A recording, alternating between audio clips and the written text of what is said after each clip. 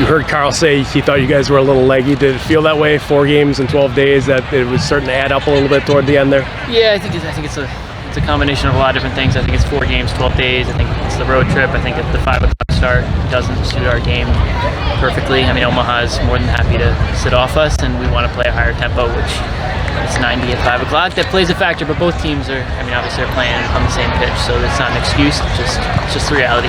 How was it tough to get to that tempo that you wanted tonight? I mean, they obviously had a bit to do with it in the way they played, but from your perspective. Yeah, give them a lot of credit, because they switched their formation from when we played them, 10 days ago, 2 weeks ago. They played 3 at the back, which I think affected us in 2 ways. I think it gave us less possession in the attacking third, but then it also, we weren't as clear as how to press as when we were 2 weeks ago, because we kind of locked onto certain areas and it was just guys in different positions. So I think that, I mean, it's a good tactical change by them, and we have them 2 more times, so we'll see them plenty.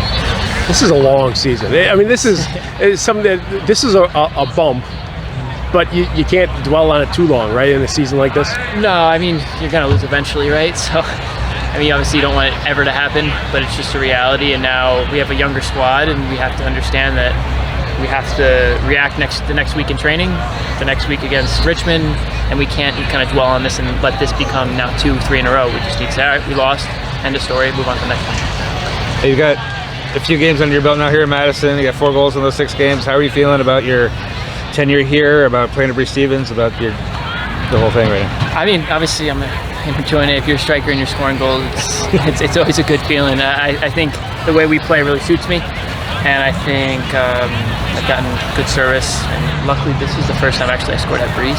So the other three were away from home, so that was a good feeling. But it's always tough when it happens in a loss, of course.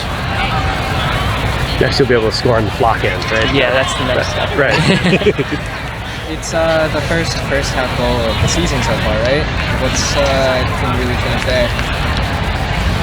I think by the end of the year it'll even out. For the most part, I think it's just one of those things that it's strange. Yes, it happens. Maybe we are a little bit fitter than some of the other teams we played, and today we weren't compared to Omaha. So maybe that's what it was.